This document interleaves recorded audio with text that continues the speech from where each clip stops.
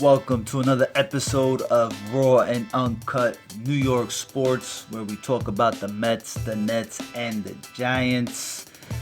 We're going to be talking about the Mets, recapping this 4-game series against the Philadelphia stinking Phillies. Look, we come away with a split, and I'm not too happy about that. And the Mets shouldn't be either, because I really believed that this was a series that we, at worst, come away with 3 wins. I would have loved the sweep. I'm sure we all would have. And it's hard to do, but 3 out of 4 was definitely a must, because you make a statement. You're chasing the Philadelphia Phillies at this point.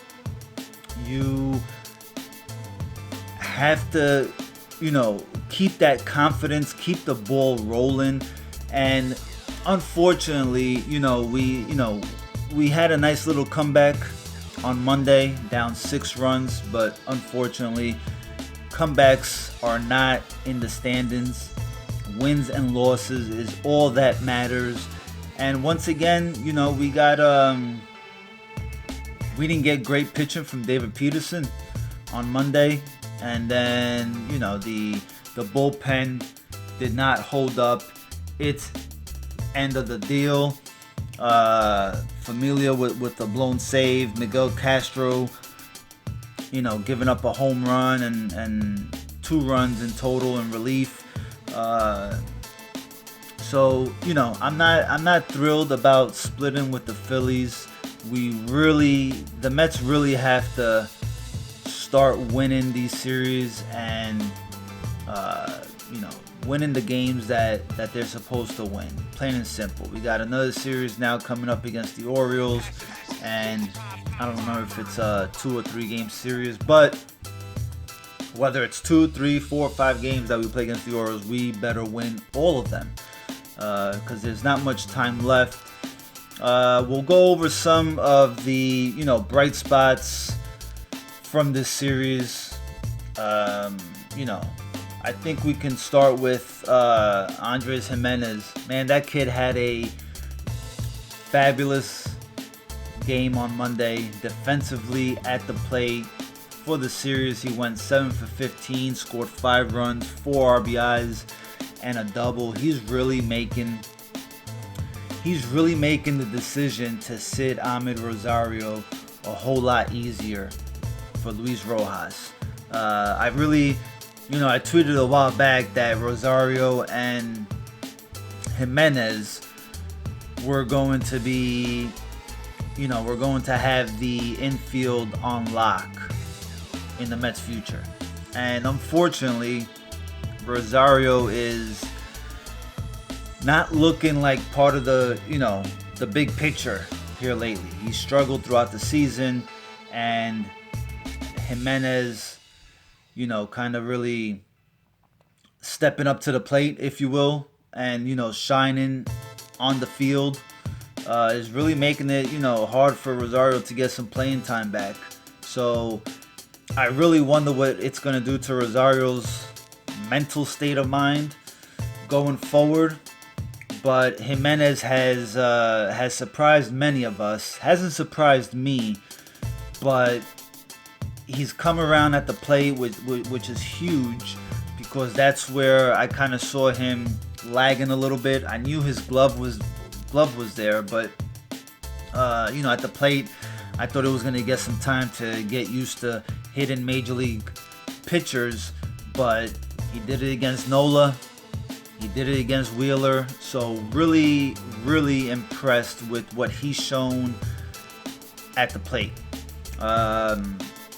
We move on to Jeff McNeil. I think we've all seen Jeff McNeil struggle, and I've pointed out quite a few times on Twitter that he's just not having fun. He doesn't look like he's having fun. He's really struggling. He's chasing bad pitches, and he just doesn't look like he's all in 2020. I wonder if there's other things wrong with Jeff McNeil, injuries, personal stuff. I don't know. Maybe we'll get to find that out once the season's over. But 5 for 15, 3 runs, 2 doubles, 2 home runs, 4 RBIs, including a big 3-run home run that put the Mets on top 7-6 on Monday. That's what he's given us in this 4-game series versus the Phillies. He's got 11 hits in his last 7 games. He has 4 multi-hits games in September. That is a very, very good sign for this Mets lineup, considering we have not hit with runners in scoring position. I would love for Luis Rojas now to go back to Nimmo and McNeil at the top of the lineup. McNeil has been hitting, like 6th or 7th, I think, right? I think 7th, because Alonso has batted 6th here in the past few games. So I would like to see those 2 guys, Nimmo and McNeil, back at the 1-2 at the top of the lineup. If McNeil has turned it around here, then that would be best for the lineup. And you kind of drop back J.D. Davis in the lineup, and you can back Conforto third. Definitely got to keep Conforto in his bat second or third, without a doubt. He's got to bat second or third. So, but remember, Nimmo draws a lot of walks. McNeil, if he starts swinging the bat or keeps swinging the bat the way he has, a single, Nimmo ends up on third. Now you got first and third situation. So it could bode well for this lineup that has struggled, although lately they haven't as much, but they've kind of started hitting a little bit here with runners in scoring position. But for the most part of the season, you know how that's been. They've struggled. And Dominic Smith, he continues to really, between Dominic Smith, Conforto, and I'll put Robinson Cano in there. Who's been the MVP, right? Because Dominic Smith of the Mets, of course. Dominic Smith has really shown a lot of improvement and consistency. For this series, he went 8 for 18, 2 runs, 6 RBIs, a double. He does have 10 strikeouts and only 1 walk so far in September, but Dominic Smith has really stepped up to the plate for the Mets. Really a nice little bright spot. He's played first base pretty well, I'd say. And, he's hitting .322 for the season. He's got an OPS of 1.025. Really played well up to this point of the season. I hope he continues to do so. Pete Alonso, 4 home runs in September. He's batting .292 with 7 RBIs in September. So another guy that has kind of stepped it up and turned it around here as of late. We're going to need him to be good. This lineup is starting to take form. It's starting to do what we needed it to do for the first 35 games of the season. The only problem is now that the bullpen has been a little shaky. We're not getting a lot of innings from our starters. And it feels like the Mets are falling behind early in baseball games. In the first inning, we have a team ERA of 5.57. Okay. In the second inning, we have a team ERA of 6.86. That's good for last in the majors. It's the worst in the majors, and we've also given up the most hits in the second inning. Now we go to the third inning. We have a 4.29 ERA in the third inning, a little bit better. Then in the fourth, we have a 3 ERA. So you see how we kind of start off slow, and then in the fifth and sixth inning, we have ERAs around 5. And then it gets better in the 7th inning. We have a 2.63 ERA in the 7th, 2.93 in the 9th. So we have a tendency at the starting pitching to really put us behind the 8 ball in the first 2 innings. So again, and you know, I've tweeted this out plenty of time. This Mets team this season, and really every season that I can think of for the past, I don't know, fucking 5 years, 10 years prior to 2020, it just fucking oozes inconsistency. We cannot get any consistency from this team. Like, the batting turns it around, and then the pitching, you know, takes a step back. The pitching is there, the bullpen gets better, we can't fucking hit runners in scoring position. So we just can't find a way to play some consistent baseball. We can't do it in 162 games. So you figure maybe in 60 games we can do it, and we failed to do so. So I don't know. It's really Mets-like to, you know, just not really play well in all 3 phases. So, you know, we're really gonna have to win out here. I mean, there's no in between. Like, we're chasing the Phillies, we're chasing the Marlins. Atlanta, you know, they have a 5.5 game lead over the Mets.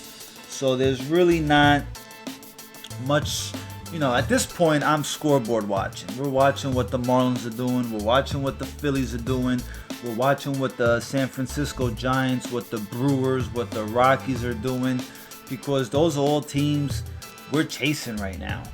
We're chasing all those teams in the wild card, and you know, we don't control our own destiny. So we need a little bit of help along the way, but you know, obviously we gotta be able to help ourselves here. So you know, like I said, we got a 2-game series or 3 against the Orioles. We have to win that series. I mean, there's no other way to really paint that picture. We got to win the easy games. I know the Orioles have played better this year, but that's still a team that we're better than, plain and simple. And then, you know, we got 3 games against the Blue Jays, who are, you know, playing pretty well, right? They're fighting for that 2nd spot in the AL East. Then we got a day off, and we play the Phillies again. We play the Braves again, the Rays, and then we finish off the season with the Nationals. So it's not exactly an easy schedule. It's going to be pretty tough. I've mentioned a lot of times, this is going to be a dogfight. You know, the Braves just got news that Max Fry will end up in a 10-day IL. Not good for them, being that, you know, Mike Soroka has been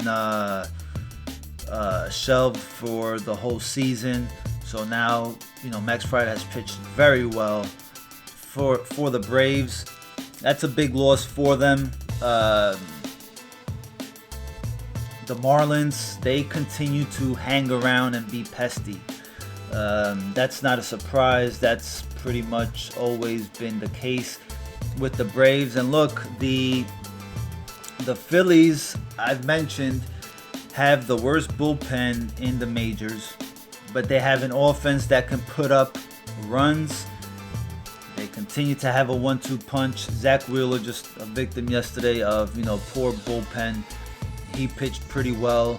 Really hate to see him pitch against the Mets, especially in a Philadelphia Phillies uniform. But what are you going to do about it, right? What else? The Mets,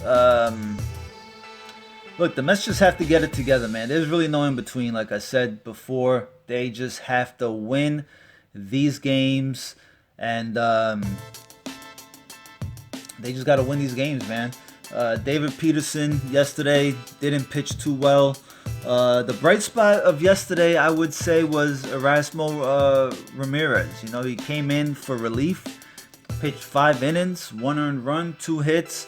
Hopefully, he can be a guy. You know, he hasn't pitched much this year, so hopefully he can be a guy that can provide some innings out of the pen when our starters don't go long.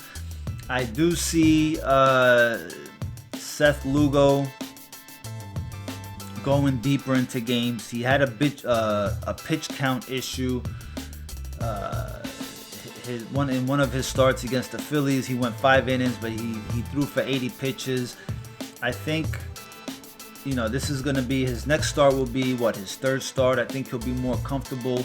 I think he'll be able to provide us a more quality start. He's got good stuff. He really does. I was never on board with him being a starter because I didn't want to lose him out the pen. But I mean, you know, at this point, there's no doubt that we need him. We need that extra arm. Like, there is no doubt we need another arm, which of course is why I think all the Mets fans, or at least this Mets fan, wanted to keep Wheeler around, but whatever.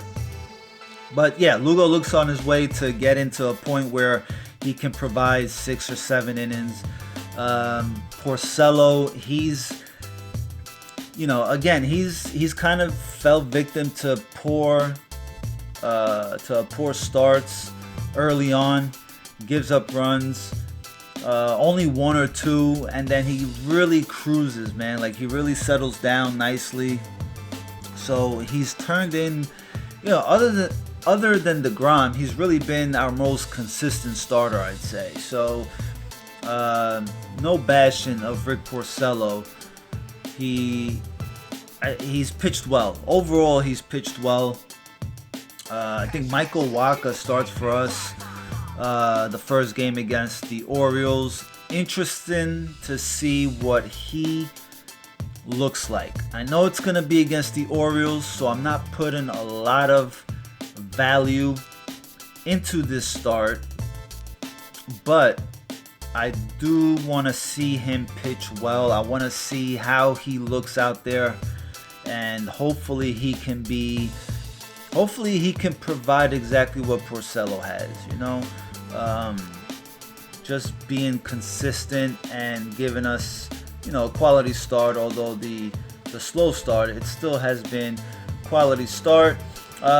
You know, I mentioned earlier the Mets are 5.5 games back of the Braves. They trail the Brewers, the Rockies, the Marlins, and the Giants for that wild card. The Marlins and the Giants currently have the wild card locked up.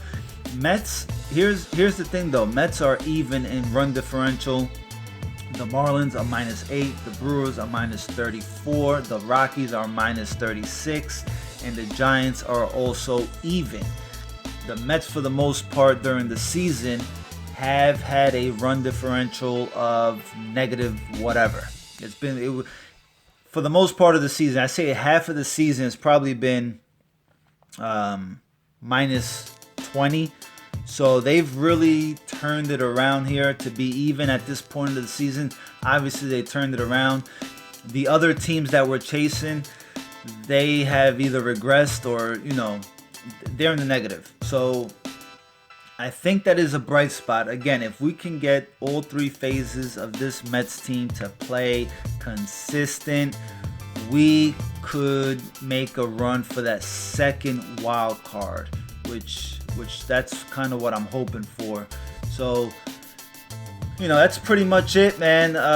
You know, a series versus the Phillies that I really would have loved to have, but unfortunately we end up splitting. I guess that's better than losing, but you know, no excuses. We have to win out here. We have to win these last few series, every single one, in order for us to have a shot. So that's all I got. Make sure you follow on Twitter at RAW and UNCUT New York Talk.